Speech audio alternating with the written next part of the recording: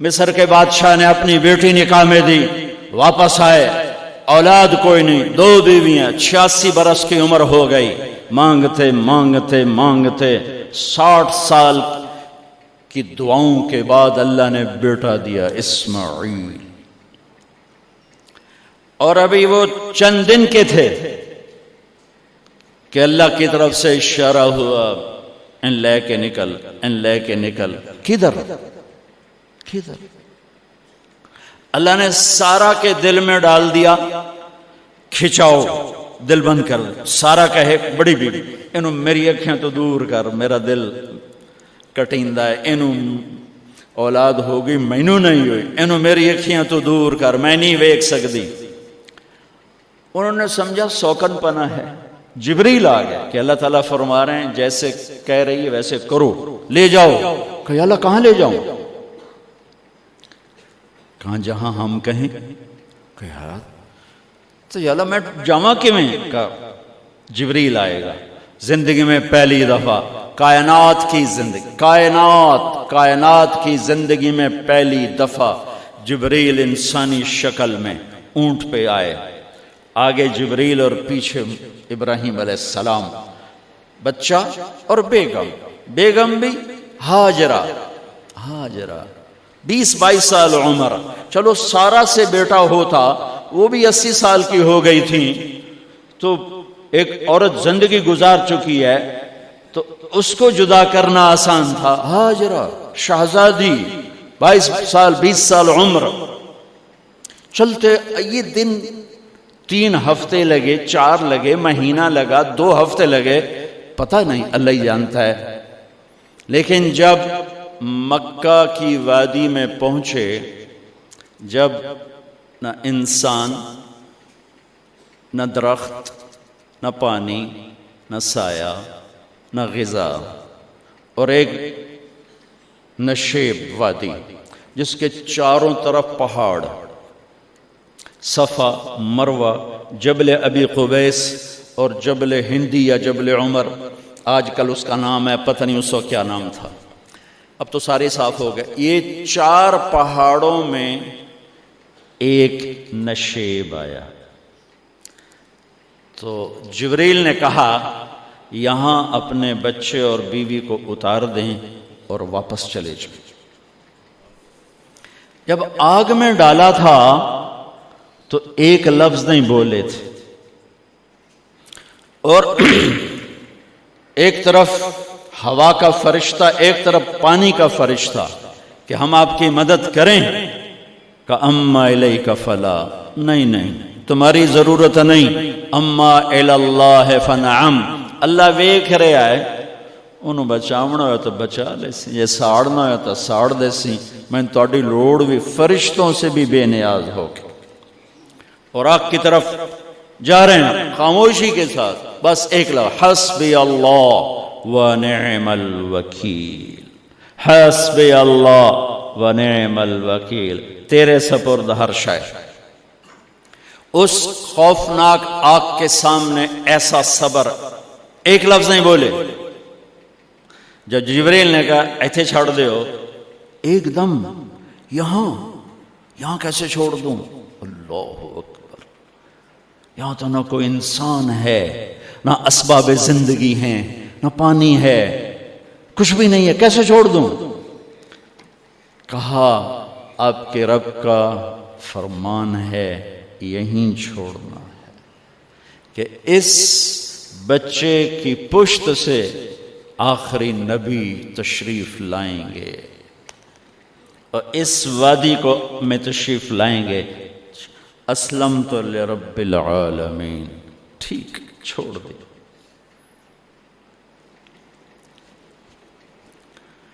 ہاجرہ تو نبی نہیں ہے نا، ہاجرہ تو شہزادی ہے۔ تو جب واپس مڑے وہ حیران ہو گئی، یہ کیا کر رہا، یہ کیا کر رہا؟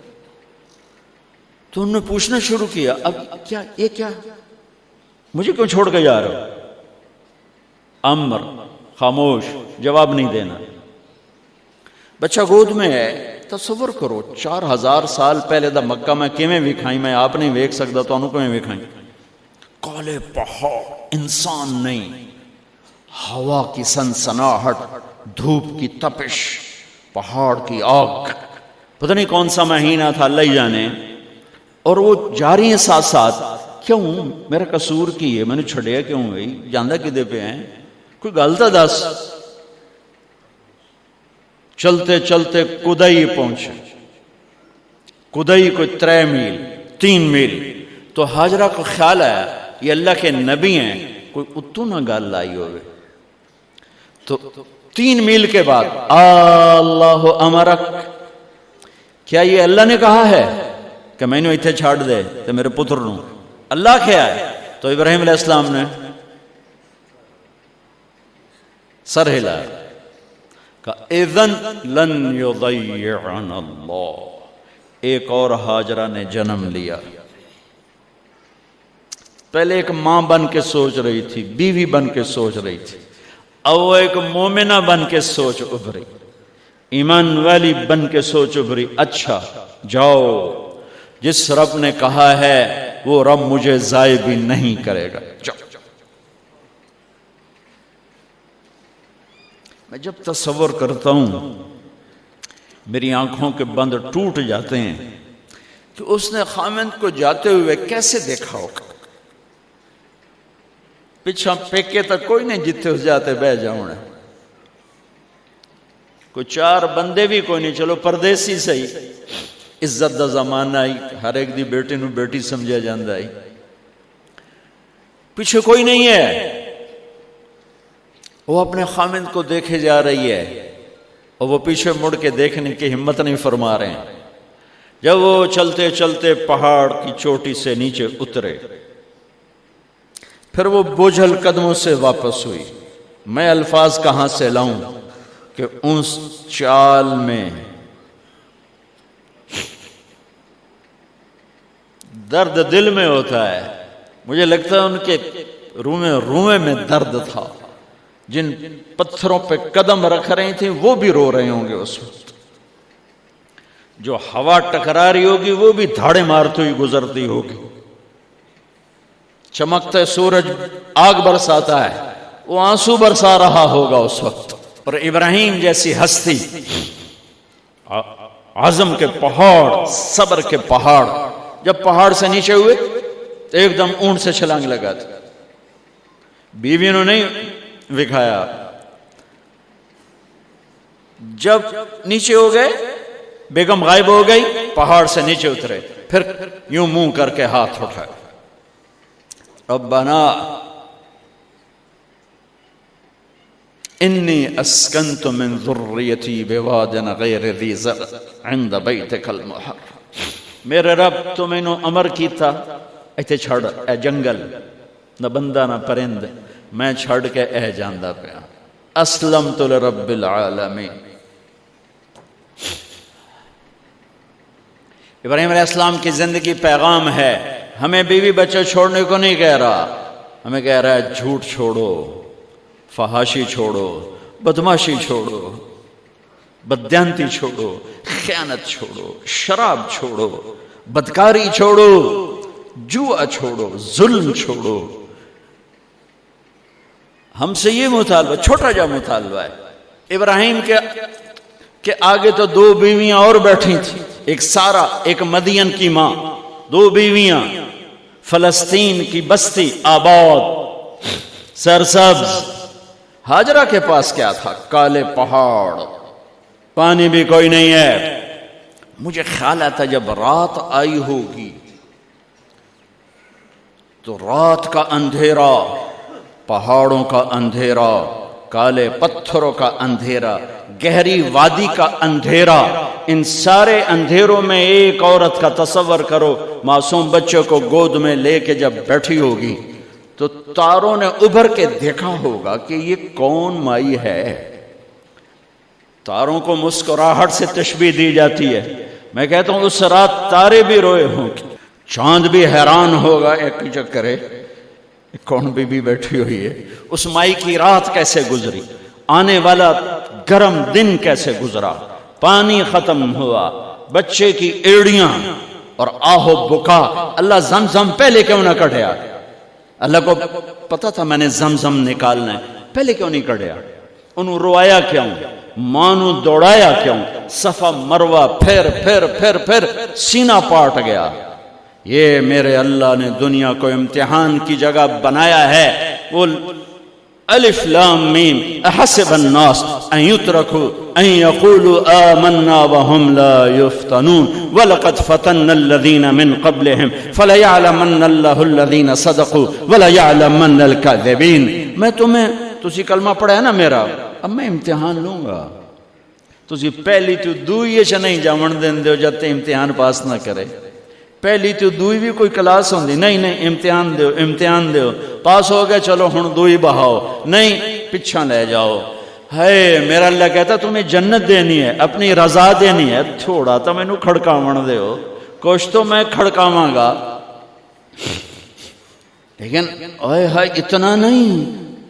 جب میں صفا مروہ چلتا ہوں تو مجھے اماں ہاجرہ کا خیال آتا ہے کہ ہم تو گیلری میں چل رہے ہیں بڑے آرام سے، وہ تو ایک پہاڑ پہ چڑھتی اترتی، دوسرے پہ چڑھتی اترتی، انہیں پتا تھا اللہ کی قسم کوئی انسان نہیں، لیکن بچے کو تڑپنا دیکھ نہیں رہی ماں، دیکھنے کی جرت نہیں ہے۔ صفا مروہ صفا مروہ صفا مروہ صفا مروہ، 7 چکر کے بعد نا وہ ہمت جواب دے گئی۔